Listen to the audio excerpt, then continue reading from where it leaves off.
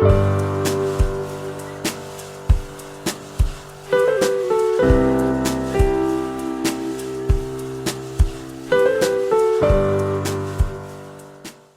वक्फे के बाद दोबारा खुशामदेद। हमारे साथ मौजूद है जुनैद अख्तर खान। जुनैद, अब हमने बात कर ली बिजनेस की, बिजनेस मॉडल की हमने बात कर ली, बिजनेस मॉडल किस तरीके से ड्राइव होता है प्रोग्राम के पहले हिस्से में। अब अगर हम बात करें बिजनेस की टाइप्स क्या होती हैं, ये नाज़रीन को बताना बहुत ज़रूरी है।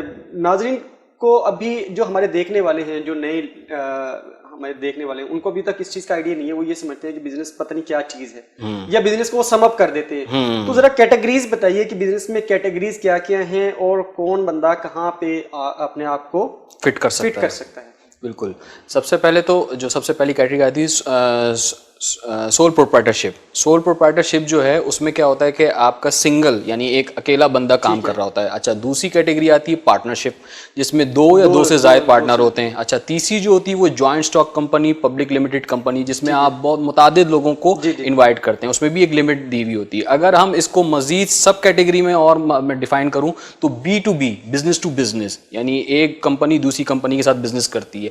फिर इस तरह से B2C, जो आजकल मार्केट प्लेस है, सुपर मार्केट जिसे आप कहते हैं, ठीक है। अच्छा, एक बिल्कुल नया मॉडल आया B2B2C। ये वो होता है कि एक बहुत बड़ी अम्ब्रेला, जैसे मैं आपको मिसाल दूं कि एक शॉपिंग मॉल है, सही है, उसके अंदर बहुत सारी शॉप्स हैं। तो वो क्या है कि असल में ऑडियंस उस शॉपिंग मॉल की है, लेकिन उसका फायदा किनको मिल रहा है? उन शॉप्स को भी मिल रहा है जो अंडर द अम्ब्रेला हैं। तो ये B2B2C मॉडल होता है। फिर इसमें वाइट लेबलिंग और भी बहुत सारी कैटेगरीज आई। तो ये बिजनेस ठीक है। हम बात अभी जैसे आपने टाइप्स बताई, तो सर ये जो B2C और ख़ास करके आज कंज्यूमर मार्केट की हम बात कर रहे हैं, तो एक तो FMCG हमारा बहुत ज़्यादा इन्वॉल्व है, और सेकंड लाइन हमारी जो है वो ई-कॉमर्स हमारी बहुत ज़्यादा इवॉल्विंग इस वक्त जो करंट सिनेरियो में। तो जो लोग ई-कॉमर्स करना चाह रहे हैं, या जो लोग FMCG के ऊपर जाना चाह रहे हैं, कंज्यूमर मार्केट के ऊपर शॉपिंग प्लाजा बनाना चाह रहे हैं, सुपर मार्केट्स टाइप बनाना चाह रहे हैं, वो लोग किस तरीके से काम करें? अब दैट नीड्स, जो कंज्यूमर मार्केट है, that needs huge investment, you know.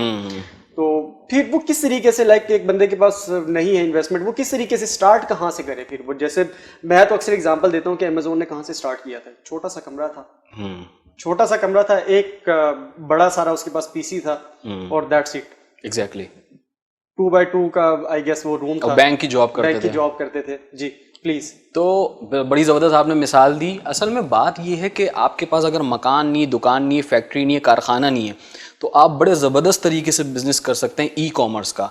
Amazon के अंदर अलीबाबा और फ्लिपकार्ट, ये तीन बड़े जाइंट हैं इस वक्त। शॉपिफाई बहुत सारे हैं, मतलब, लेकिन तीन ये जो बड़े जाइंट हैं वो ये हैं।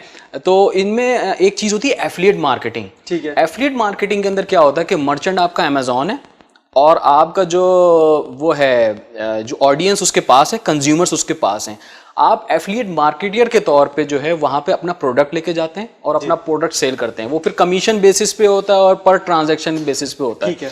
तो ये चीज़ अनफॉर्चुनेटली पाकिस्तान ब्लॉक हुआ है। आपको यकीन नहीं आएगा, यहाँ अमेज़ॉन का 2-4 आपने बड़े बड़े नाम है, वो यहाँ ले नहीं सकता। तो वो काम तो कर रहे हैं, लेकिन उनसे मेरी रिक्वेस्ट है, बहुत सारे प्लेटफॉर्म पर मैंने की भी है कि यार एफिलिएट मार्केटिंग को एक्सेस कीजिए। बहुत सारी ई-कॉमर्स यानी कंपनीज यहाँ पाकिस्तान में भी हैं। वो जब कराची एक्सपो सेंटर में आती हैं तो मैंने उनसे रिक्वेस्ट की क्या आप एफिलिएट मार्केटिंग, अच्छा पहली बात तो एफिलिएट मार्केटिंग ही नहीं पता उनको। अच्छा, फिर दूसरी चीज ये कि सिर्फ ई-कॉमर्स प्लेटफॉर्म बनाया हुआ है। लोगों को बताऊंगा मैं कि Amazon it's just not a e-commerce platform, it's a live streaming platform also. और भी 10,000 चीजें हैं, वो मैं अगर बताऊंगा तो प्रोग्राम का टाइम खत्म हो जाएगा। तो हम समझते हैं कि भी ई-कॉमर्स प्लेटफॉर्म है। आपको पता होना चाहिए फ्लिपकार्ट जो इंडिया का नंबर 1 ई-कॉमर्स प्लेटफॉर्म है, उसको वॉलमार्ट ने 80% शेयर्स के साथ खरीदा हुआ है। वॉलमार्ट आपको पता है कि दुनिया का सबसे बड़ा रिटेल सुपरमार्केट है। तो वो उसने क्यों खरीदा? उसने अमेज़ॉन और अलीबाबा के साथ मुकाबला करना है ई-कॉमर्स के प्लेटफॉर्म पे, फिजिकल टू डिजिटल। ये मैं इस कॉज के ऊपर काम ही इसीलिए कर रहा हूं ताकि हमारे जितने भी बिजनेस जो फिजिकल ही हैं, और कोविड-19 में जो हम बहुत ज्यादा चीखो पुकार लग गया था, जैसी गवर्नमेंट ने ऑनलाइन का हुक्म जारी किया, तो उन्होंने तैयारी नहीं की हुई थी। अब कोविड-19 में विनर इंडस्ट्रीज कौन सी थी? YouTube, Google, Amazon, Flipkart, Alibaba, ये सारे विनर इंडस्ट्रीज थे। आपको प्रिपेयर किया अच्छा, उनको ये नहीं पता था कि कोविड-19 जैसी कोई बला आएगी दुनिया में, लेकिन वो तैयार थे। उनको पता था डिजिटाइजेशन का फ्यूचर पता था। देखें अली बाबा का आपने बड़ा जबरदस्त तस्करा किया, मैं उनकी एक बात बताऊं कि उनको पता था फ्यूचर इंटरनेट की पेनिट्रेशन आपको पता है वर्ल्ड में टेक्नोलॉजी ऑब्वियसली एग्जैक्टली उनको देखें ग्रास रूट पे जाएं हम तो पता चलेगा कि 90% पेनिट्रेशन इस वक्त, बल्कि उससे भी ज्यादा हो गई दुनिया के अंदर। अच्छा, जब इंटरनेट की पेनिट्रेशन ज्यादा तो इंटरनेट से रिलेटेड चीजें होती हैं, वेबसाइट्स, प्लेटफॉर्म्स, मोबाइल ऐप्स, तो फिर क्या है कि वो चीजें बनती रहीं। अब उससे रिलेटेड चीजें फिर क्या होती हैं, स्मार्टफोन्स, ये कंप्यूटर डिवाइसेस, लैपटॉप, टैबलेट्स। बिल्कुल सर, मैं सर सॉरी आपकी बात को इंटरप्ट कर रहा हूँ। एक बात मुझे आज से 20 साल पहले की बात है, I was the student of matriculation और मैं डिबेट्स में कंपटीशन में हिस्सा लेता था, तो मैंने एक टेक्नोलॉजी के ऊपर एक डिबेट किया था। तो सर बात ये है कि पता तो हमें था कि टेक्नोलॉजी आ रही है, लेकिन 20 साल हम लोग सोए रहे हैं, हमारी टेक्नोलॉजी सोई रही है। हमने कोई टेक्नोलॉजी के अंदर इंटरवेंशन नहीं लेके आया, हमने टेक्नोलॉजी के इंटरवेंशन के ऊपर काम नहीं किया। हमारी जो बड़ी बड़ी कंपनीज हैं जो कि बैकी हुई हैं, हमारी गवर्नमेंट सेक्टर खास करके सोया रहा, इन्होंने कोई टेक्नोलॉजी के ऊपर काम नहीं किया।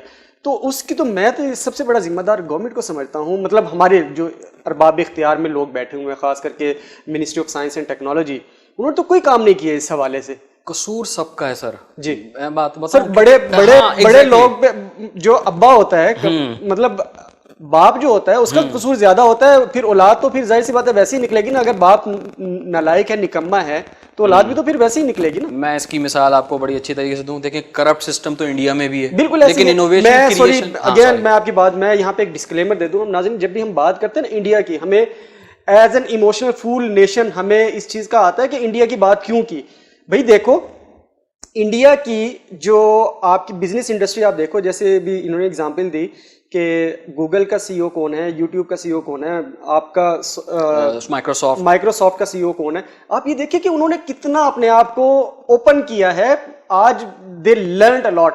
और जब हम बात करते हैं एक्सटर्नल फोर्सेस की, तो हमें सबसे पहले अपनी जो हमारा कंपेटिटर होता है, हम इंडिया को एज अ कंपेटिटर देख रहे हैं कि टेक्नोलॉजी में वो कहाँ पे बैठा हुआ है।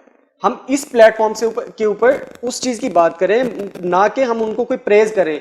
हम अपनी खामियों का अंदाजा लगा रहे हैं कि देखो हमारे, अगर हम उसको एज एन एनिमी ट्रीट करते हैं तो एनिमी कहाँ पहुंच गया। But you did not work well on your issues, आप you are not in your shoes. आपने अपने आप को अपने शूज के अंदर देखा ही नहीं है अभी तक। You try to be in other shoes, but आप अपने शूज को भी देखें कि आप कर क्या रहे हैं। जी बिल्कुल।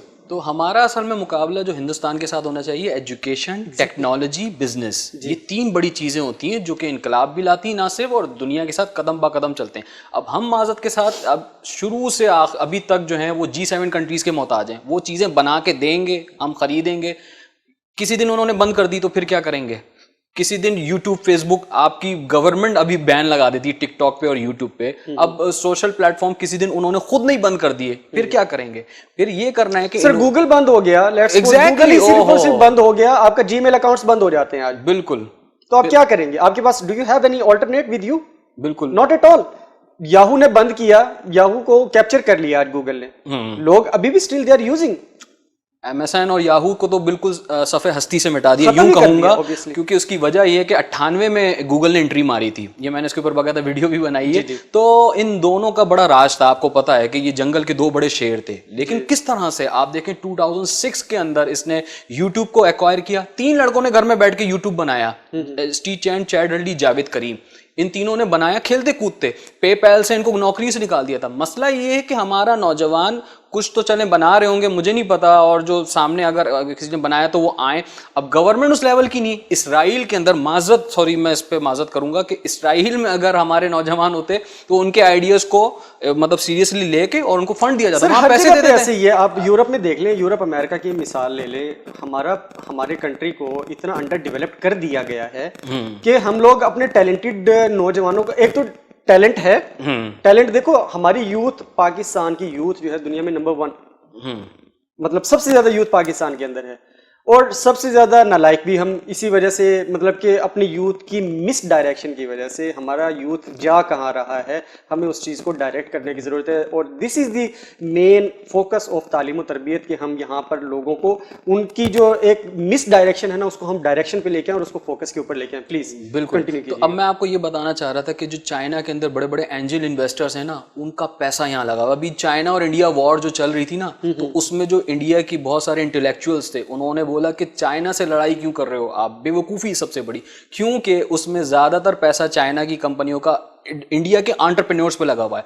ओयो, अपना ओला, ये सारी जितनी भी मशहूर कंपनियां हैं आपकी, उसमें सारा पैसा चाइना का लगा हुआ है। तो आपने तो कुछ सोचा ही नहीं है, वहां पे तो एंटरप्रेन्योर्स फिर भी प्रोड्यूस हो रहे हैं। अमेरिका के बाद दूसरे नंबर पे इंडिया है जो एंटरप्रेन्योर सबसे ज़्यादा प्रोड्यूस करता है।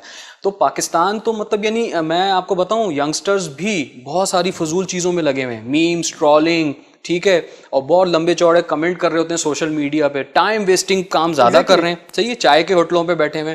मैं असल में ये बहुत सारे प्लेटफॉर्म पे जा जाके डिजिटली और फिजिकली यही बात करता हूँ कि हमारे नौजवान को माइंड सेट अपना तैयार करना पड़ेगा। देखें, जॉब को वो सबसे सिक्योर चीज़ समझता है, जबकि जॉब सबसे ज़्यादा इनसिक्योर चीज़ है पाकिस्तान में। बिल्कुल, बिल्कुल। आपका जो सेट होता है वो आपको अगले दिन ही निकाल देता है। आज बड़ी तारीफें करेगा, जितने मर्जी आप पॉलिसीज बना लें, जितने मर्जी आप वो कोई नहीं है। जब जिस दिन सेठ ने कह दिया ना कि ये बंदा कंपनी के अंदर नहीं होना चाहिए, तो उसी दिन वो कंपनी में, उसी दिन क्या, वो उसी लम्हे एडमिनिस्ट्रेशन आ जाती है और उसे उठा के बाहर फेंक देते हैं। बिल्कुल। और हमने ये केसेस देखे हैं अपने बहुत सारे सेक्टर्स के अंदर। तो अब मैं आपको ज़रा अपना एक्सपीरियंस बताऊं कि लास्ट ईयर 2019 में मैं गवर्नर से इमरान इस्माइल साहब के पास अपने बिजनेस मॉडल्स, और मैंने एक बहुत ही रेवोल्यूशनरी एक मोबाइल ऐप बनाई है जो कि टिकटॉक और यूट्यूब को कंबाइन करके, और वो एक एजुकेशनल ऐप है, और वो इंशाल्लाह ताला ज़ाहिर है जब वो आएगी तो उसके लिए मैं गया था। अनफॉर्चुनेटली हमारी गवर्नमेंट, चाहे पुरानी हो या अभी की करंटली हो, वो कोई भी सीरियस नहीं इस हवाले से। वो नौजवान का नारा तो लगाते हैं, लेकिन वो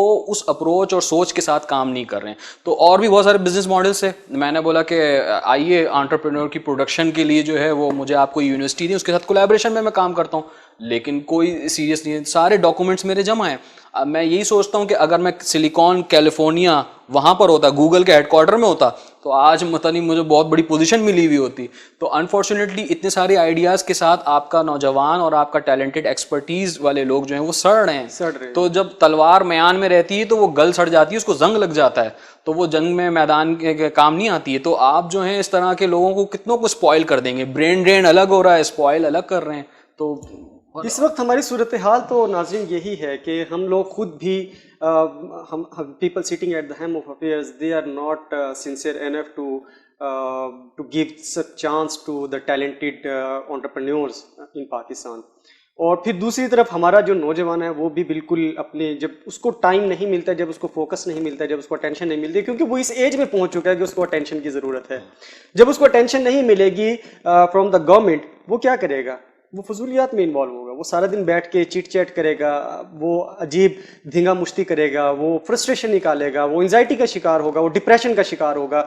उसके अंदर कोई भी प्रोडक्टिव एलिमेंट पनप नहीं सकता है, क्योंकि हमने पहले भी बात की थी मेंटल हेल्थ की। जब उसको अटेंशन नहीं मिलेगी, आप उसे प्यार से थपथपाएंगे नहीं, उसके टैलेंट को आप अप्रेज नहीं करेंगे, उसको प्रेज नहीं करेंगे, तो डेफिनेटली फिर वो मिस यूटिलाइजेशन की तरफ जाएगा।